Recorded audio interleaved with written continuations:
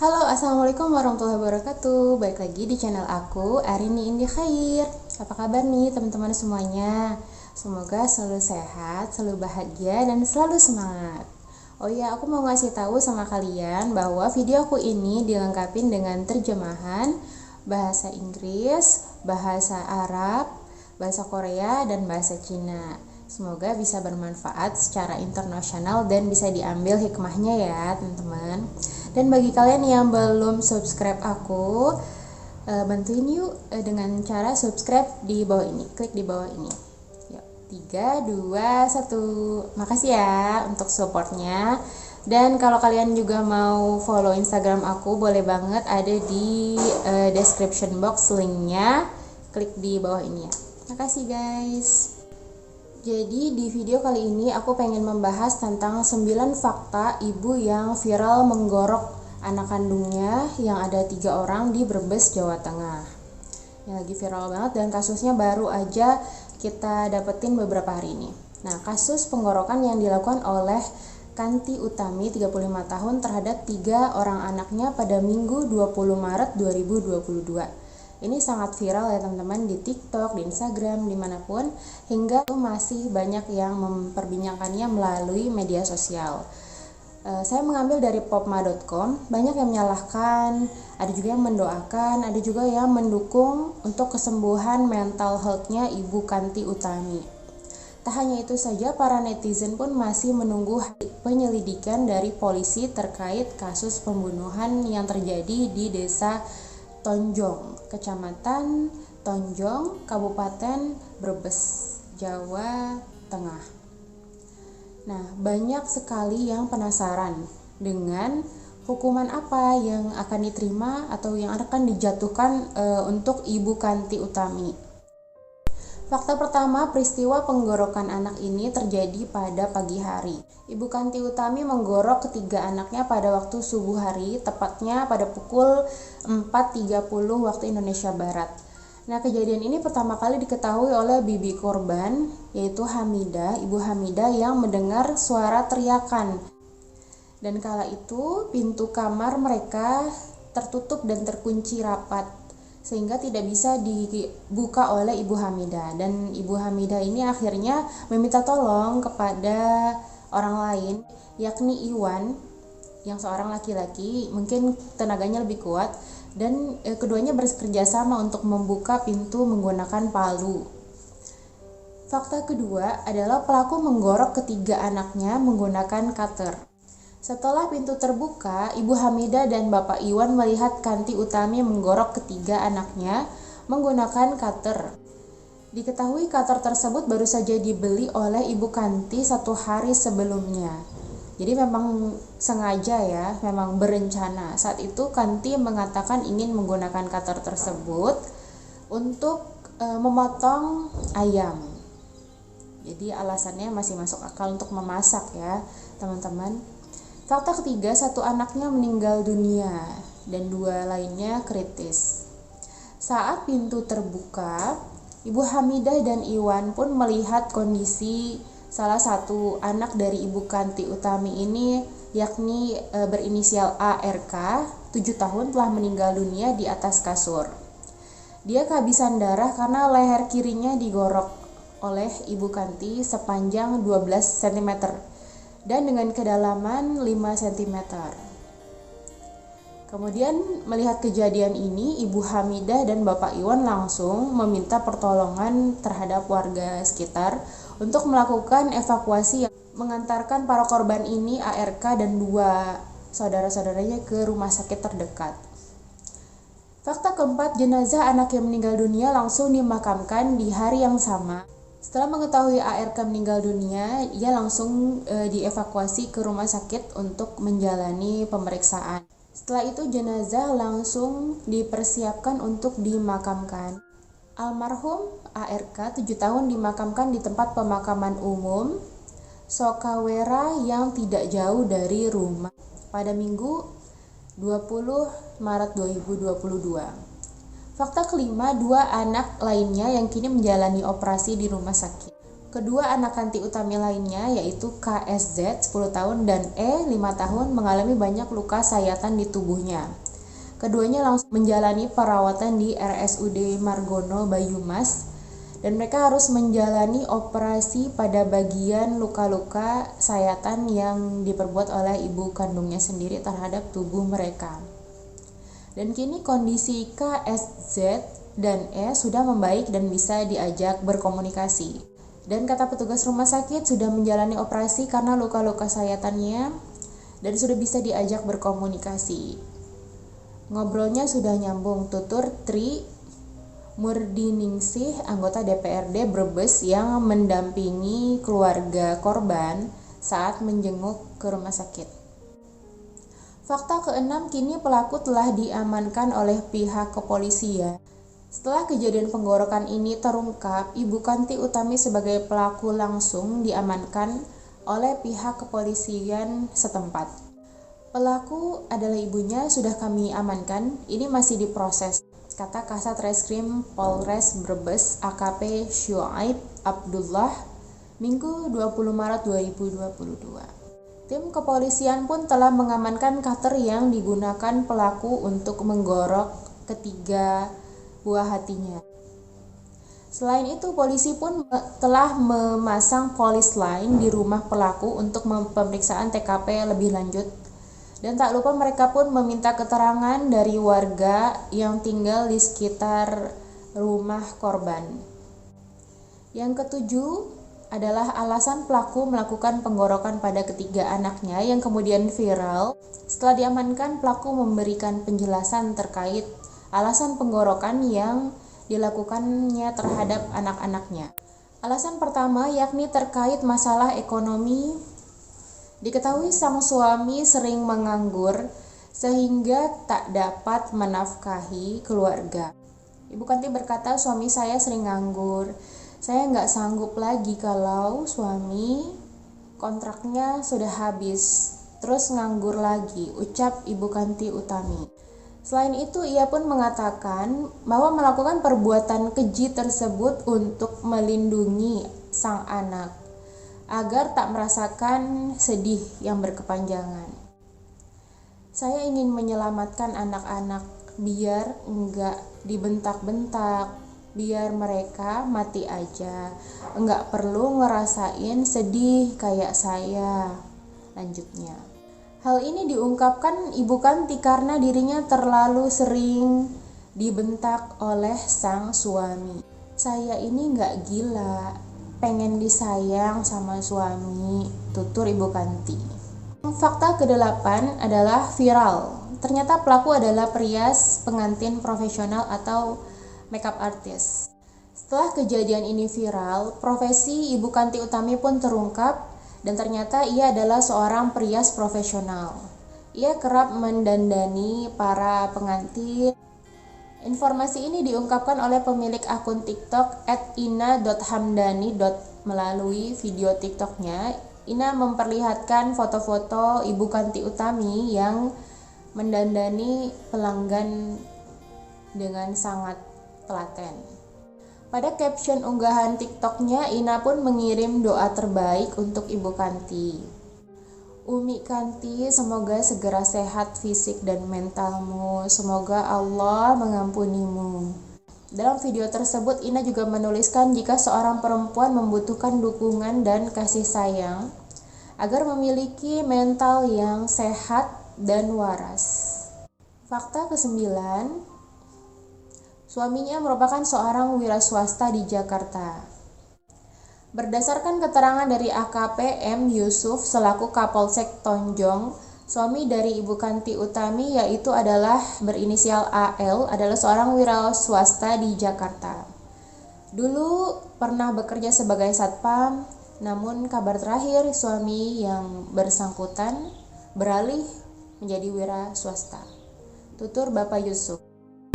Nah, buat kalian yang belum nonton video yang viral tersebut, ini aku kasih cuplikannya lagi untuk mengingatkan bagaimana video ini bisa viral.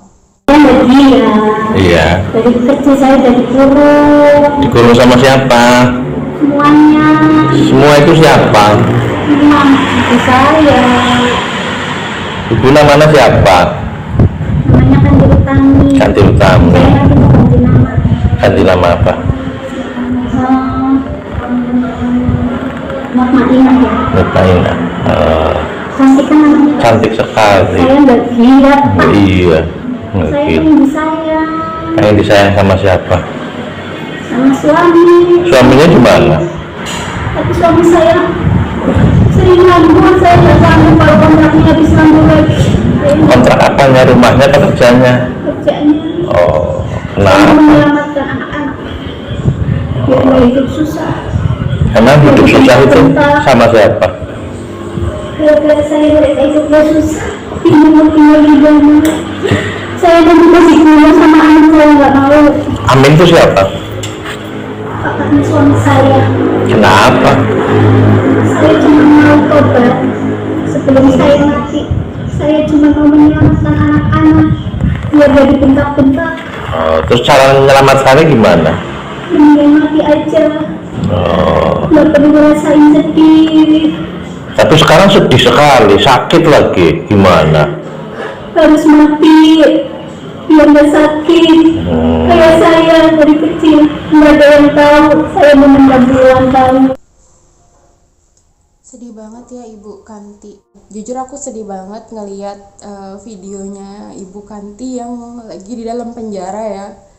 Sebenarnya aku sih ngelihatnya beliau itu sedang dalam depresi yang sangat besar gitu, karena dalam pengakuan singkatnya beliau kan bilang saya itu menahan mungkin beban batin itu puluhan tahun gitu. Jadi di dalam video itu ada banyak hal yang membuat kewarasan di dalam jiwa Ibu Kanti itu terganggu. Yang pertama, luka masa lalunya yang dia katakan dia sering dikurung dengan keluarga-keluarganya yang dahulu, mungkin sebelum dia dewasa atau sebelum dia menikah. Yang kedua adalah tekanan batin yang saat ini, yang sedang dia jalanin saat ini, entah karena pasangannya tidak bisa berbagi perasaan sama dia, entah karena kurang dukungan, kurang apresiasi, dan mau mengganti nama menjadi Ibu Mutmainah, yang artinya adalah orang yang berjiwa tenang, yang diambil dari ayat Al-Quran yang berbunyi, ya ayyatuhan nafsul mutmainnah warji'i ila rabbiki radiyatan maradiyah fadkhuli fi ibadi wadkhuli jannati.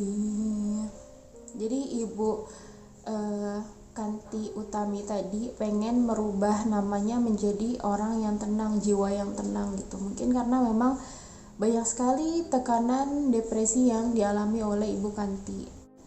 Jadi Ibu Kanti Utami ini mengalami luka masa lalu, depresi, tekanan batin masa kini, kemudian tekanan ekonomi. Nah, bagi kita yang melihat pasti tuh bingung, kenapa sih ini bisa terjadi? Kok bisa gitu?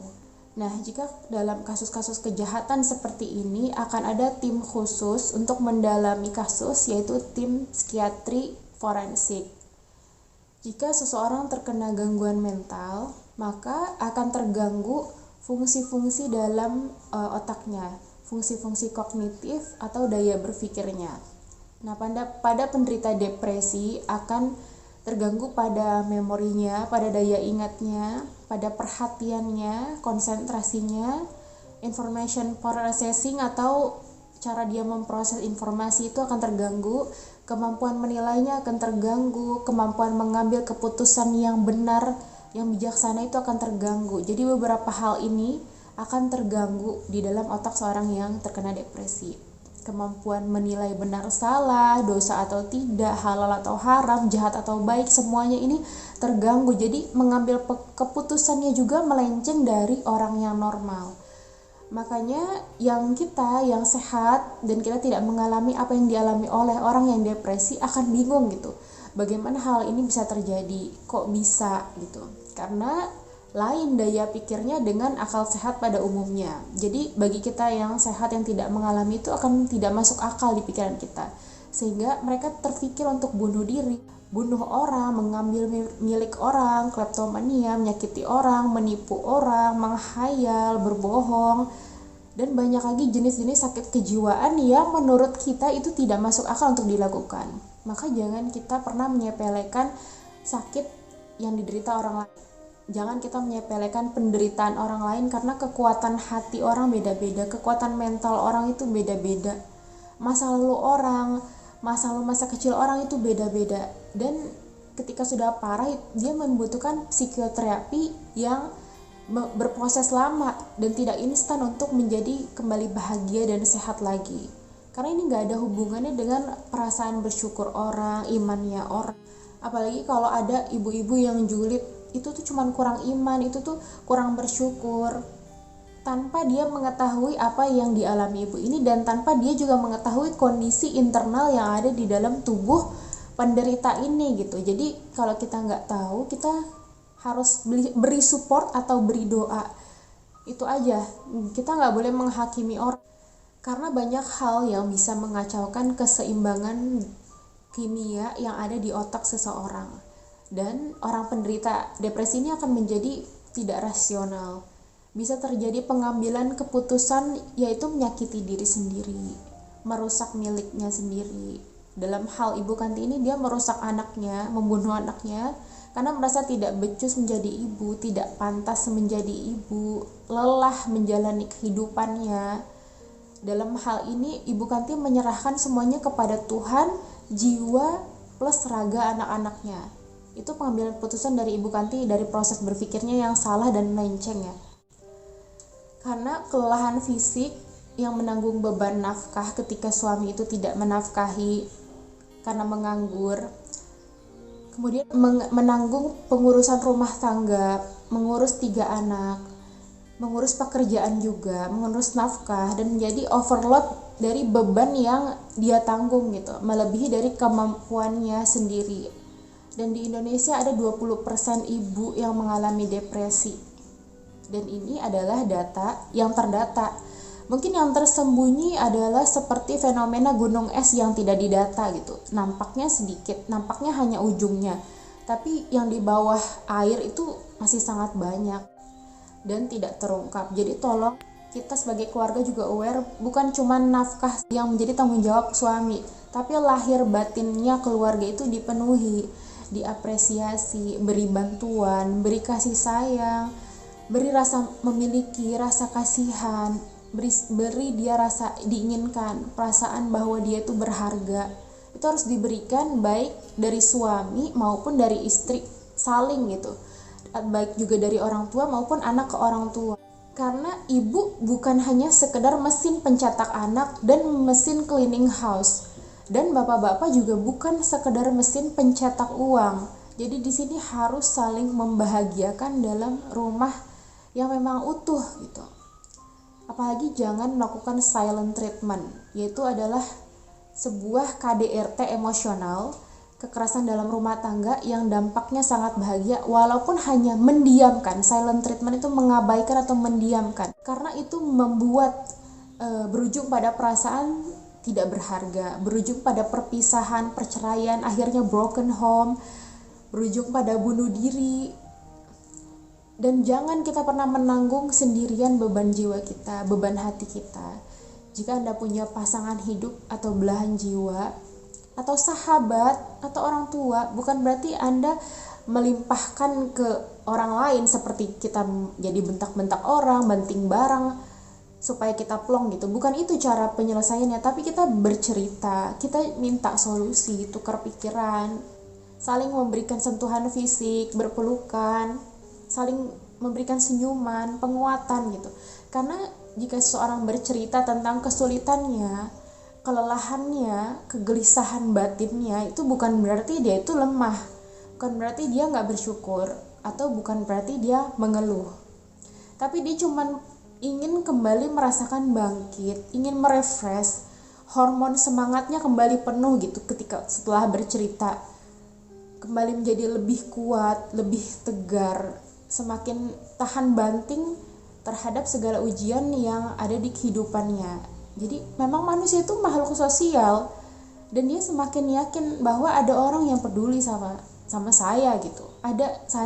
Saya memiliki tempat bersandar, entah sahabat, keluarga, pasangan. Maka jadilah malaikat penyelamat dengan lebih peduli sama sekitar. Dan temukanlah malaikat penyelamatmu. Karena kamu jangan sok tegar, karena kamu gak selamanya tegar. Jadi teman-teman, segitu dulu sharing-sharing informasi, cerita-cerita sama aku kali ini. Semoga kisah Ibu Kanti ini gak berulang lagi di orang-orang lain. Jadi orang masih bisa bertahan. Jadilah suatu alasan. Jadi kalau bukan kita yang depresi, jadilah kita menjadi suatu alasan seorang gak depresi gitu. Apalagi jangan kita yang menjadi sumber depresi seseorang gitu. Jangan kita yang julid, jangan kita yang suka mengusik kebahagiaan orang, jangan kita suka jahat. Sebelum kita berucap, sebelum kita bertindak, kita harus memastikan mau gak kita kayak gituin gitu. Semoga ini yang terakhir, dan semoga ibu-ibu yang lain yang sedang mengalami tumpukan beban batin, semoga bisa sembuh, bisa dapat malaikat penyelamatnya. Kalau emang nggak ada, mungkin bisa pergi ke psikiater. Assalamualaikum warahmatullahi wabarakatuh.